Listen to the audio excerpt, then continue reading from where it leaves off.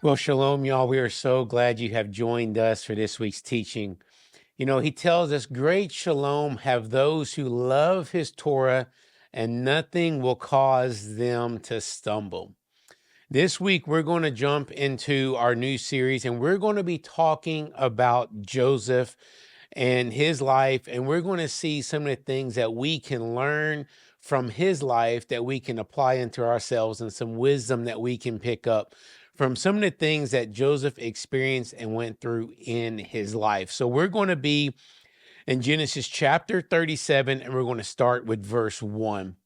Now Jacob lived in the land where his father had sojourned, in the land of Canaan. These are the generations of Jacob. Joseph, when 17 years of age, was pasturing the flock with his brothers while he was still young, along with the sons of Belha and the sons of Zepha, his father's wives. And Joseph brought back an evil report about them to their father. Now Israel loved Joseph more than all his sons, because he was the son of his old age. And he made him a vari-colored tunic, and his brothers saw that their father loved him more than all his brothers, and so they hated him. So I want to pause here for a moment with the reading, where we're picking up here in Joseph's life.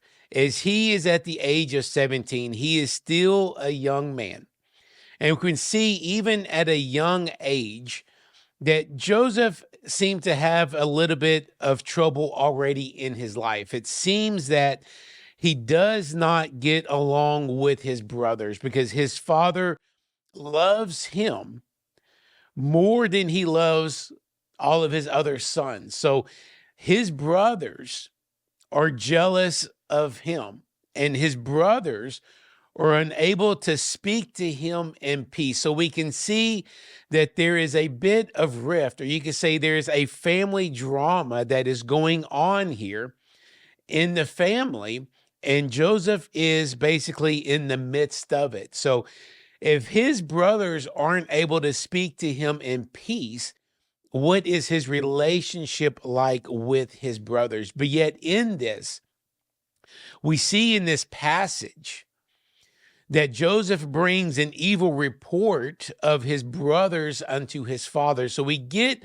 a bit of this glimpse into who Joseph is, even at the age of 17. And as we go on with the story of Joseph, we seem to see that Joseph was a pretty righteous young man, that he seemed to be pretty responsible. He knew what needed to be done. He knew what the right things were to do, and he seemed to have a desire to do those things which were right, to do those things which needed to be done. And when he saw his brothers not doing what they should be doing, he brings back an evil report to his father. Even though you see that he does not live in peace with his brothers. We don't know the motive behind why Joseph is doing this. I don't know if it's he feels the tension with them. He's like, so let me show you. Or if it's a bit of Joseph that knows what's right, and he's going to report when something is going on that is not right. And maybe it's this bit of a character, this character that we see in Joseph is a reason why Joseph is picked by God, because we're going to get into the part where Joseph is given the dream. So the 12 sons, why is Joseph picked to be the one to receive the dream? Why is Joseph picked to be the son who's going to have to go through the testing and the trials that is going to face him in order to be positioned, in order to save his family, and ultimately to provide a harbor, a safe place for the family, which represents the promise of God? Okay, so why is Joseph picked? So is there some character things that are in Joseph that caused him to be the son that was picked by God? Did God know that Joseph was the one who desired righteousness? Did he know that Joseph was the one who could go through what was needed to go through and do what was right in order to be positioned in the right place at the right time in order to bring salvation, you could say, to the family? And so we see a bit of a glimpse of that in verse 2, where Joseph is willing to come back and bring an evil report unto his father about what his brothers were doing when they were not doing what they were supposed to be doing. Okay. Now let's look at verse 5. Then Joseph had a dream, and he told it to his brothers, so they hated him even more. And he said to them, please listen to this dream which I have had. Indeed, behold, we were binding sheaves in the field, and behold, my sheaf rose up and also stood upright. And behold, your sheaves gathered around and bowed down to my sheaf. Then his brothers said to him, are you really going to reign over us? Or are you really going to rule over us? So they hated him even more for his dreams and for his words. So here we see the dream that is given unto Joseph. Okay, so Joseph has something in his life that shows God that this is the one that I am going to use. There is something in his life that has shown God that he is one who is able to be counted upon. And so God sees his vessel, the one he can use.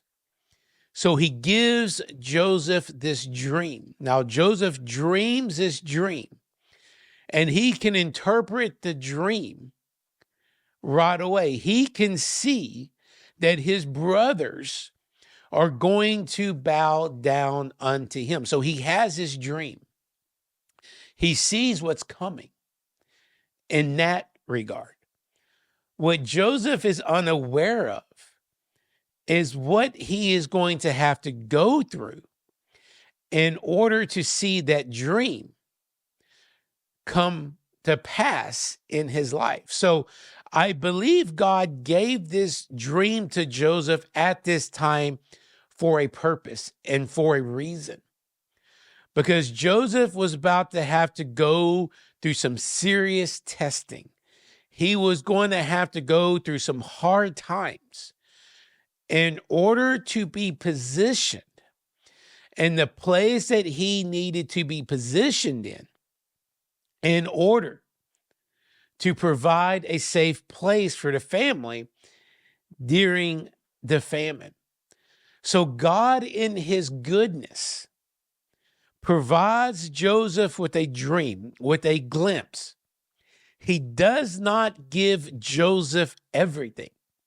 Had he given Joseph everything, Joseph may not have chosen to go after the dream. He may have said, that's too much. But he gives Joseph what he knows Joseph needs in order to have something to hold on to as he goes through the hard times and the testing that he is going to go through in order to be positioned for what he needs to accomplish. I believe that as Joseph was sold unto Potiphar, that as he is serving in Potiphar's house, and we see through that story, and as we get on in this series, we're going to talk about the character of Joseph more and how he went through these trials and how he overcame these trials.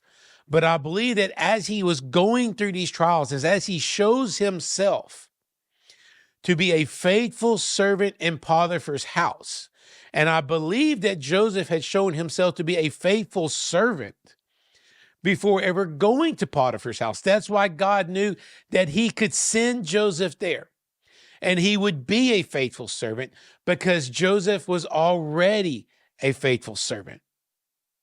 But he gives Joseph this dream so that while he is serving in Potiphar's house, which probably to Joseph seemed backwards in terms of the dream that he had received. I mean, if you think about it in the natural and in our natural minds, we received this dream that my brothers are going to be bowing down to me and I'm going to be ruling over my brothers. But now what's actually happening in the here and now is they threw me in a pit. My father believes I'm dead, and I am a slave in an Egyptian's house. It doesn't seem in the natural that Joseph is progressing and moving towards seeing this dream fulfilled. But I believe that Joseph held on to this dream while serving in Potiphar's house. I believe it was a thing that he took hope in. I don't believe that Joseph had the full picture of what was coming and what was happening. Joseph probably did not see why he was there until Pharaoh dreamed his dream and he interpreted Pharaoh's dream. At that point, it was probably like all the lights went off in Joseph's head about what had happened and what had transpired and why he was where he was. But all he knew while serving in Potiphar's house was he had this dream.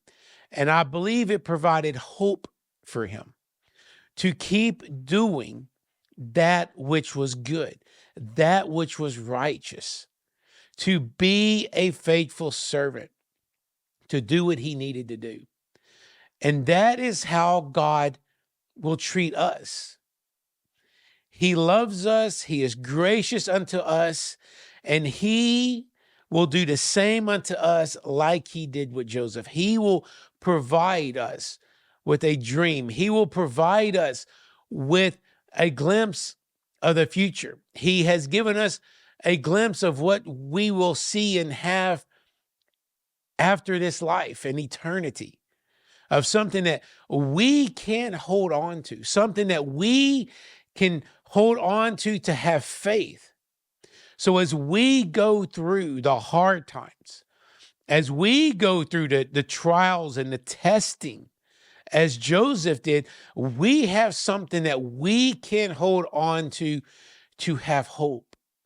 And if we keep our hope in what is to come, and not what we see in the present moment, then we can attain what we're going to have in the future.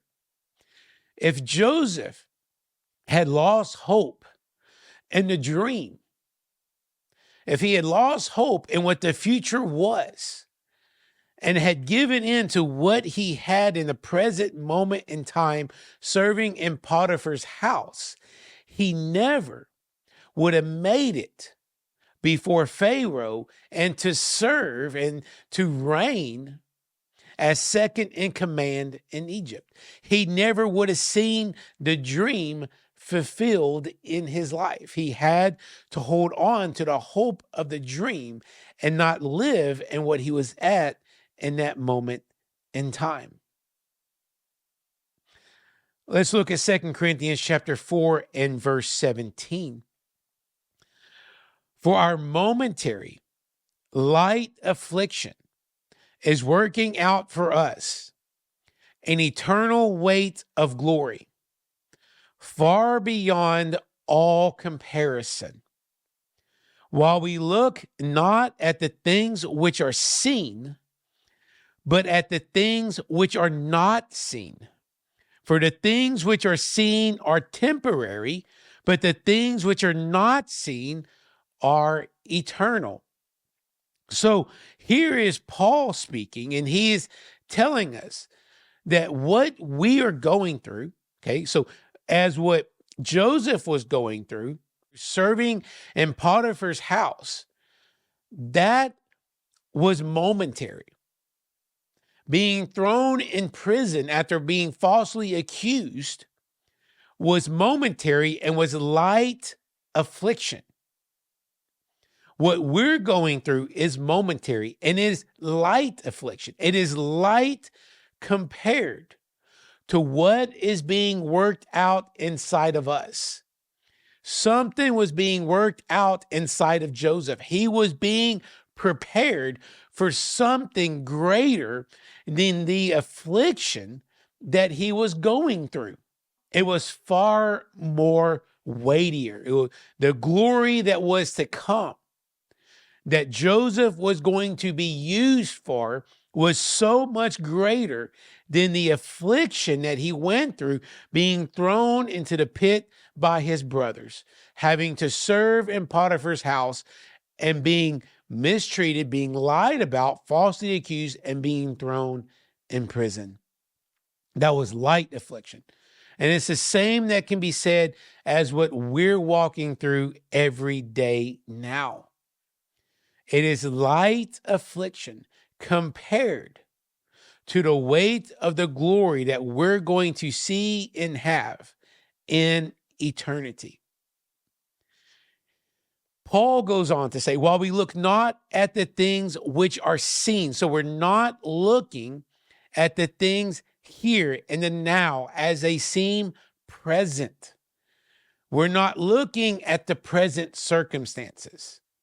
Joseph wasn't looking at his present circumstance. He was looking at the dream. He was looking at the thing that he had not seen yet. We have to keep our eyes focused upon the right things.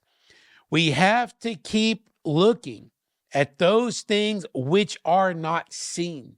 We have to look at the weight of glory that is ahead and not look at what is going on in the here and now. Because what is here and now, if you're looking and focus upon your current circumstances, they are temporary. So don't look at those. If you're looking at that which is temporary, the temporary can remain permanent. But if we choose to look at which we cannot see right now, not looking at our temporary circumstances, but looking at the hope that is ahead, at the eternal, then we will see the eternal. We can see his glory. We will experience his glory.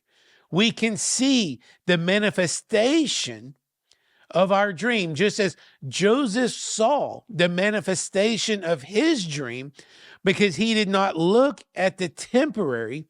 He did not live in the temporary, but he hoped in the future. He looked towards the future.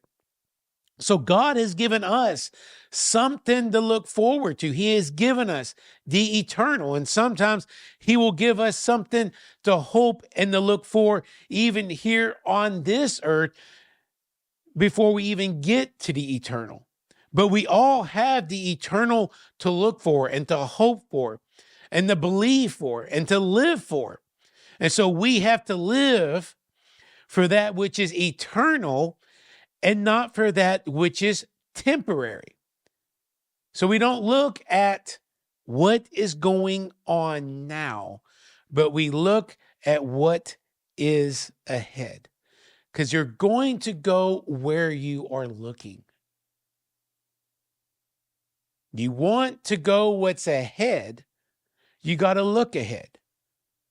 If you want to get stuck where you're at, then sit and look at nothing but your temporary circumstances. Let's look at Romans chapter 8 and verse 24. For in hope we were saved, but hope that is seen is not hope. For who hopes for what he already sees? But if we hope for what we do not see, with perseverance, we eagerly wait for it. So here is Paul talking about hope. For in hope we were saved. We were saved because we had a hope in something that was beyond the here and the now. Because we had a hope and we believed in something that we could not see right now. So if you say you have hope, that means that you're hoping and you're believing in something that you do not see. You cannot hope in something that you already see or have. The hope is in something that you have not seen yet, that you do not have yet. And we hope in that which we do not see. And in doing that, we develop character and perseverance and strength and endurance. And with perseverance, hanging on, enduring through what we're going through. That is what Joseph did. Joseph persevered through the time in Potiphar's house and through the time in the jail. He persevered, eagerly waiting for the dream to manifest itself. And it did, to be manifested. And so we eagerly wait and we persevere through what we're temporarily going through in order to have the weight of our eternal glory, or the weight of the glory that is ahead for us. So we persevere just as Joseph persevered.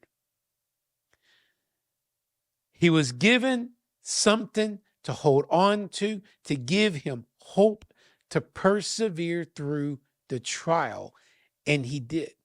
That's what we can learn from Joseph. He was given a hope, and upon given that hope, life actually did not get better.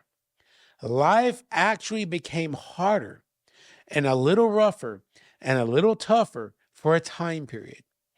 But Joseph did not lose heart because of that. Joseph did not lose hope in the dream because of that.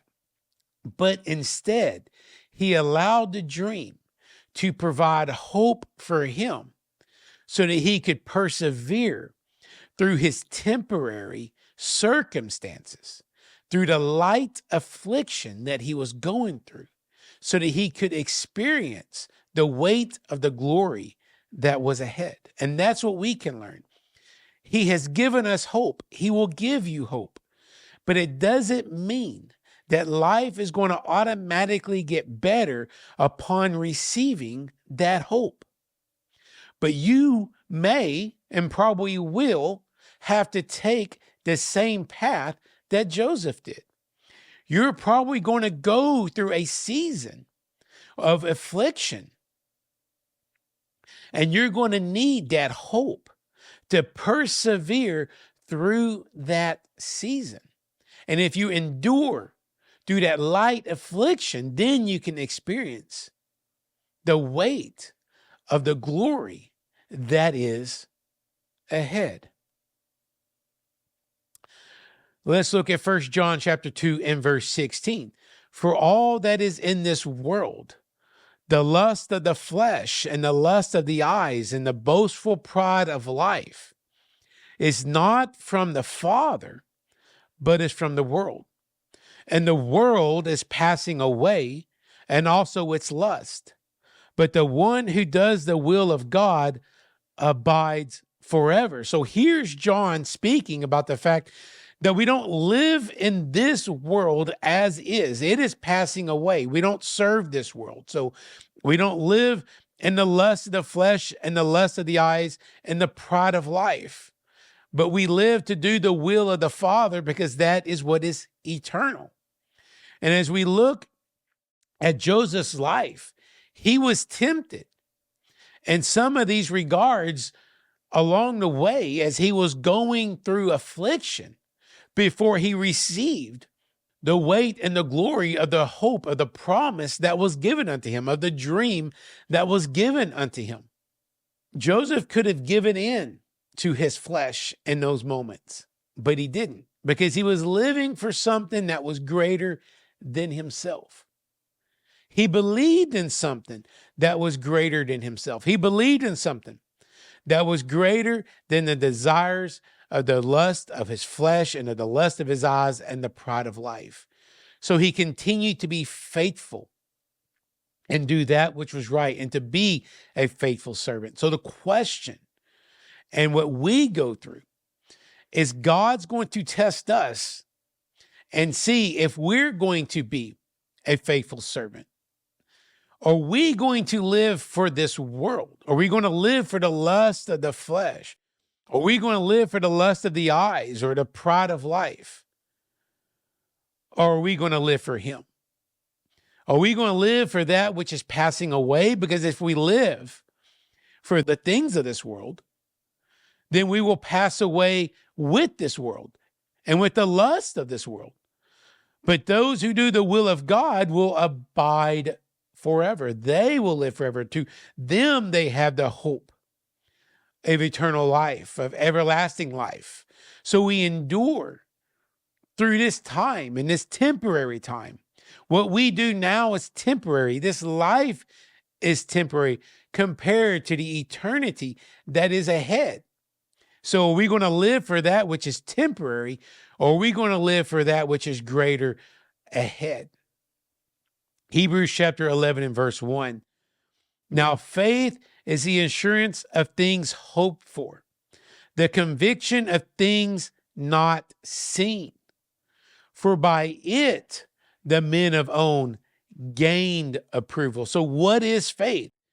It is the assurance of things hoped for, the conviction of things not seen.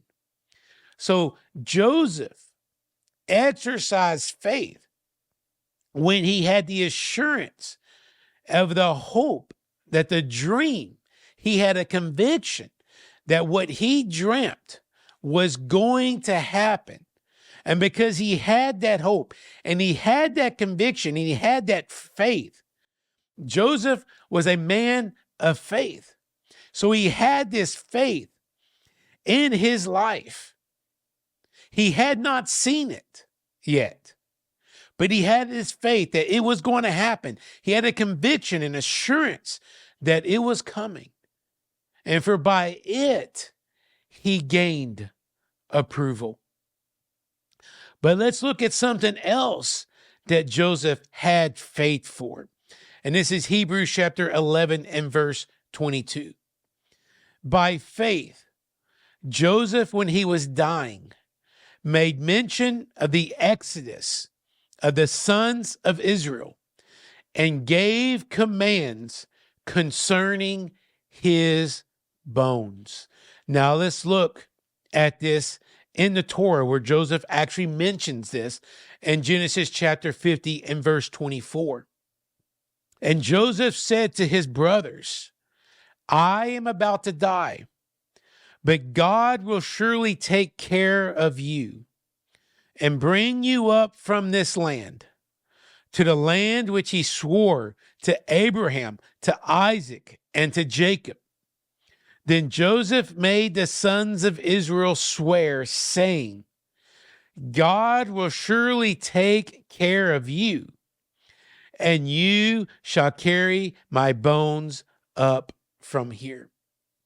So Joseph receives this dream, and I believe that Joseph believed it from the onset, that his brothers one day were going to bow down to him.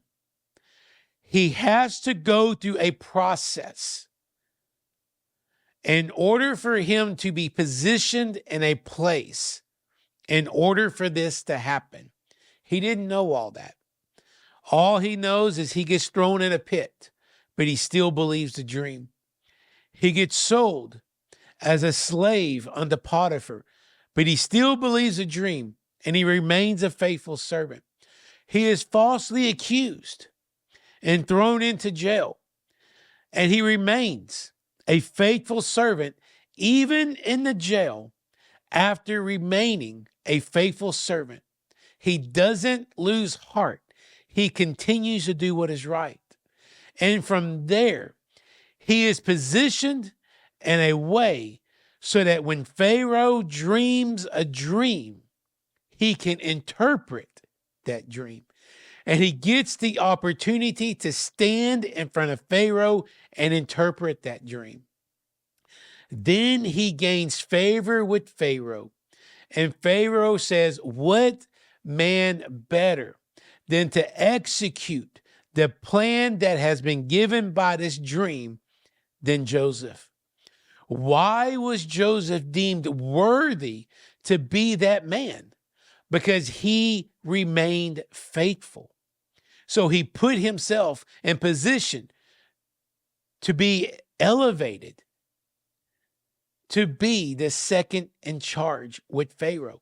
I believe it's at this moment in time that things begin to click in Joseph's head on why he was given this dream. And now he knows it's probably just a matter of time before his family comes to Egypt looking for food. And that dream will be fulfilled.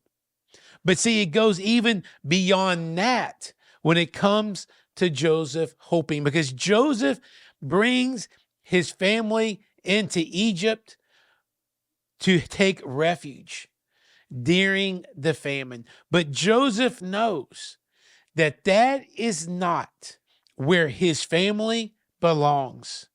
He knows that his family belongs in the land that was promised unto Abraham, unto Isaac, unto Jacob, his father. He knows that. So he knows that they are going to go back to their land.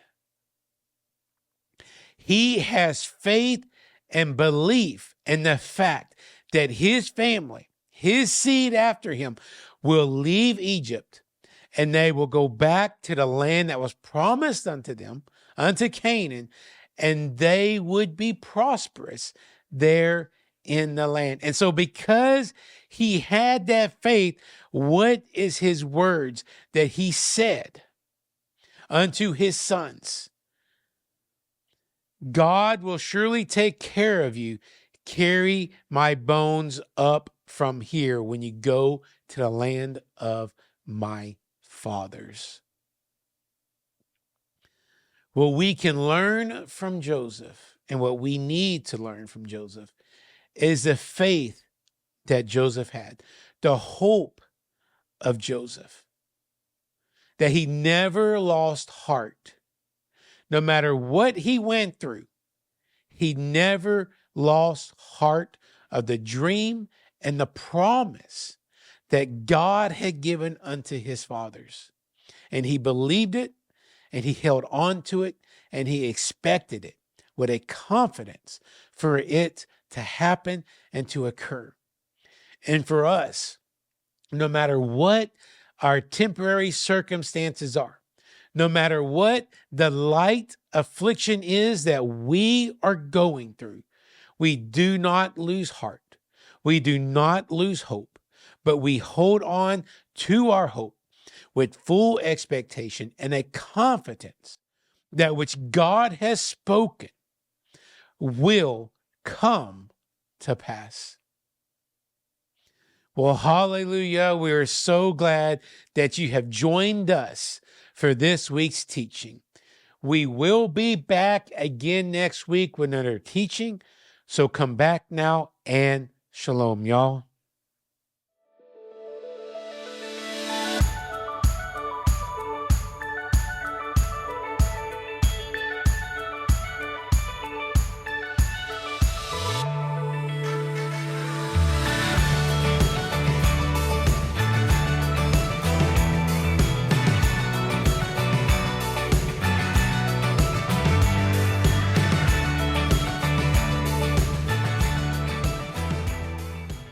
Scripture quotations taken from LSB, Legacy Standard Bible, copyright 2021 by the Lockman Foundation, used by permission, all rights reserved, managed in partnership with 316 Publishing Incorporated, lsbible.org, and 316publishing.com.